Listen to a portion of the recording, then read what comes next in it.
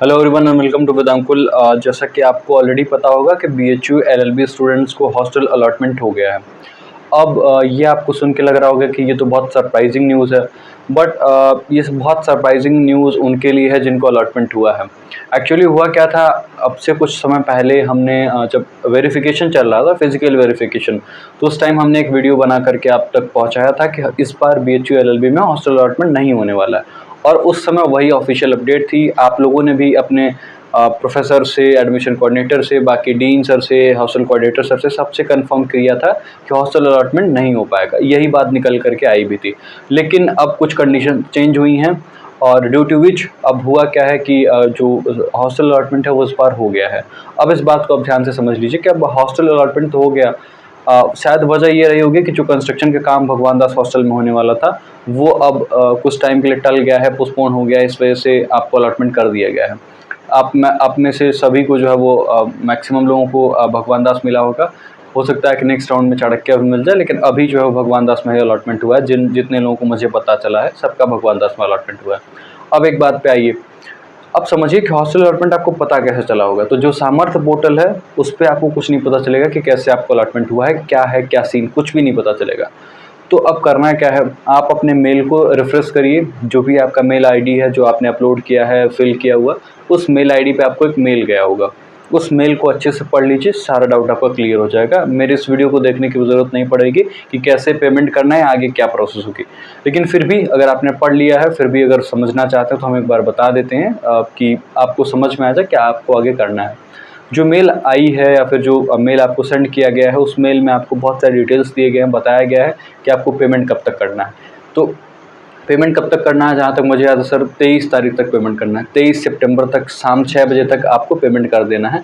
लेकिन आप as soon as possible अपना पेमेंट करके आप बिल्कुल फ्री हो जाइए, क्यों ही इतना वेट करना है, ठीक है। इस बात से बिल्कुल आप आश्वस्त हो जाइए कि पेमेंट कर लिए हैं और कोई प्रॉब्लम नहीं होगी हमें। अब आइए आगे बात करते हैं। और जो पेमेंट है वो 4875 रुपये है, 4875 रुपीज़। अब आते हैं कि कैसे पेमेंट करना है। तो जो मेल है उसी में दिया होगा कि hostel portal link click here. उस पर जब आप क्लिक करेंगे तो अब वहाँ पे आपको साइन इन का ऑप्शन आएगा। साइन इन के ऑप्शन में आपसे क्या मांगा जाएगा, यूज़र नेम यानी कि मेल आईडी, ईमेल आईडी आपकी, और पासवर्ड मांगा जाएगा। तो मेल आईडी जो आपकी है वो वही रहेगी, और आपको जो मेल आया उसमें बताया गया कि आपकी मेल आईडी वही रहने वाली है। अब पासवर्ड के बारे में बात करें तो जो आपको मेल आया उसमें नीचे ईमेल आईडी के नीचे पासवर्ड भी लिखा हुआ है। तो उसी मेल आईडी और उसी पासवर्ड को, वो पासवर्ड जो आपको मेल में भेजा गया है आपके मेल आईडी पे, उसी को यूज़ करना है। जब आपने मेल ओपन किया होगा तो उसमें आपको मेल आईडी भी दिखा होगा और पासवर्ड भी दिखा होगा। उसका यूज़ करते हुए आपको उस पोर्टल पे लॉगिन कर लेना है। जब आप लॉगिन कर पाएंगे तो हॉस्टल अलॉटमेंट का या हॉस्टल पेमेंट का एक आइकन दिखेगा आपको। उस आइकन पे क्लिक करिएगा और जाके अपना फ़ीस पेमेंट कर दीजिएगा। ऑनलाइन फ़ीस पेमेंट होगी, इस बात को आप समझ चुके होंगे। तो यही है पूरी प्रोसेस। इसमें कोई भी प्रॉब्लम हो तो आप ज़रूर एक बार हमें कमेंट बॉक्स में कमेंट कर दीजिएगा या फिर टेलीग्राम ग्रुप में मैसेज कर दीजिएगा। हम आपके ज़रूर जो भी क्वेरीज़ होंगी, जो भी प्रॉब्लम होंगे, उनको रिजॉल्व करने का पूरा प्रयास करेंगे, रिप्लाई ज़रूर कर रहे होंगे। देखिए, इस प्रोसेस में मुझे पूरी उम्मीद है कि आपको कोई डाउट नहीं होगी, आप बिल्कुल आसानी से इस पूरे प्रोसेस को कंप्लीट कर पाएंगे। और देखिए, इस बार थोड़ा सा टाइम ज़्यादा दिया गया, तो उससे आप बिल्कुल ये मत सोचिएगा कि बहुत ज़्यादा टाइम है। प्रयास करके अपने जो भी पैसे हैं अरेंज कर लीजिए, 4875 रुपये, और उसको जल्दी से जल्दी पेमेंट करके अपना हॉस्टल अलॉटमेंट के बारे में अब आगे सोचना शुरू कर दीजिए।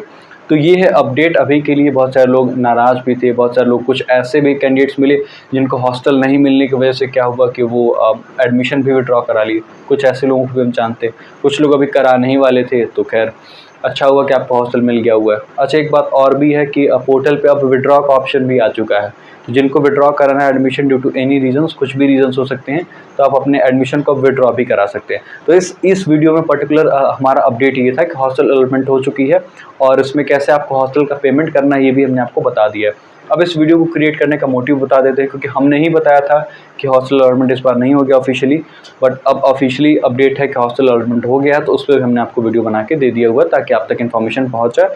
और हम हर एक चीज़ को कवर करते हैं, it may be negative for you, it may be positive for you, ताकि हमारा मेन मोटिव ये है कि जो भी इन्फॉर्मेशन है वो करेक्टली आप तक पहुँचता रहे, सही तरीके से आप तक पहुँचता है। तो दोनों इन्फॉर्मेशन हमने बताया था। जब ये बात निकल करके आई थी कि अलॉटमेंट नहीं होगा, और जब ये बात निकल के आई है कि अब अलॉटमेंट हो गया, तो हम दोनों परिस्थितियों में आपके साथ हैं। Whatever is there we will be there, हम उसमें रहेंगे आपके साथ। बस अगर किसी चीज़ की ज़रूरत है तो वो ज़रूरत है आपके सपोर्ट की, और साथ मिल कर के हम कुछ अच्छा कर सकते हैं। अगर ये वीडियो आपको अच्छा लगा हो तो आप दूसरों तक ज़रूर शेयर करिएगा। बाकी हमने आगे की प्रिपरेशंस के लिए सीयूटी यूजी एंड पीजी 2025 के लिए अब जो है बैचेस स्टार्ट कर दिए हैं। बैचेस इन द सेंस की प्लेलिस्ट बनना स्टार्ट कर दिया है, रीजनिंग के वीडियोस अपलोड कर रहे हैं, पॉलिटी के वीडियोस अपलोड कर रहे हैं, पीवाईक्यूज हमने सॉल्व करा दिया है। फिर धीरे धीरे अब हम पीवाईक्यूज और भी लेके आएंगे और सॉल्व कराते जाएंगे, ताकि एक आपको डिटेल आइडिया लग जाए कि कैसे हमें सीयूटी यूजी एंड पीजी के अलग अलग कोर्सेज की प्रिपरेशन करनी है। अभी हमने एलएलबी से स्टार्ट किया है, बाकी और भी कोर्सेज को हम बहुत जल्द कवर कर रहे होंगे। मॉक टेस्ट भी लेके आ रहे होंगे, उसको भी आप जो है वो दे करके अपने प्रैक्टिस या फिर अपने पूरे प्रिपरेशन को चेक कर पाएंगे टाइम पे। तो ये तो इन्फॉर्मेशन मिलते हैं कि शॉर्ट वीडियो में। जो आपने कहा केवल 4,875 रुपए की व्यवस्था करनी, लेकिन हमें लगता है भगवान दास में कुछ और भी चार्जेस। देखिए एक्चुअली प्रॉब्लम क्या है कि अभी जो पोर्टल पे फीस पेमेंट होने वाली है वो आपकी 4,800 रुपीज़ की होने वाली है। थैंक्स यू सर कि बिकॉज आपने बता दिया, पॉइंट आउट कर दिया, तो हम उसको और क्लैरिफाई कर देते। बट होता क्या है, पिछले साल का ट्रेंड ये रहा है कि भगवान दास हॉस्टल में 5,000 रुपये कैश भी लिया जाता है। कैश क्यों लिया जाता है, तो वो मेस सिक्योरिटी मनी के तौर पर लिया जाता है। तो 4,875 आप ऑनलाइन पेमेंट करेंगे और 5,000 रुपये का और भी व्यवस्था करके आइएगा। मुझे सर नहीं पता एग्जैक्टली कि इस साल क्या होने वाला, लेकिन हो सकता है कि वही ट्रेंड जो है वो पिछले साल वाला जो है कंटिन्यू करे। 5,000 रुपये आपको कैश में जमा करना पड़ेगा, तो आप उसकी भी व्यवस्था कर लीजिएगा।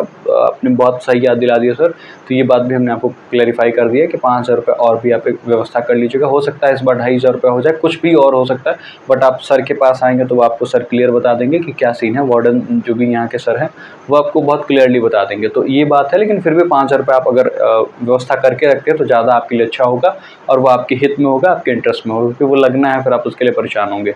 तो मिलते हैं कि शॉर्ट वीडियो में। मुझे लगता नहीं कोई और इन्फॉर्मेशन छूट रही है, फिर भी कोई इन्फॉर्मेशन छूटेगी तो आप कमेंट बॉक्स में कमेंट करिएगा, विल बी रिप्लाइंग दैट, और या फिर टेलीग्राम ग्रुप में मैसेज करिएगा, वहाँ भी हम आपके जो भी क्वेरीज होंगे उनका आंसर ज़रूर कर रहे होंगे। तो बस ये थी information. Thank you very much, see you all. बाकी जिनको भी अलॉटमेंट हुए हैं उनको all the best, congratulations. Hostel में आइए, एंजॉय करिए, एंजॉय इन द सेंस पढ़िए लिखिए, कैंपस के एनवायरनमेंट का पूरा अच्छे तरीके से आप यूटिलाइज़ करिए। सेंट्रल लाइब्रेरी, साइबर लाइब्रेरी और बहुत भी सारी चीज़ें, और भी बहुत सारी चीज़ें इस कैंपस में हैं, उनको आप अच्छे तरीके से यूज़ करिए। Thank you very much, see you soon, bye bye.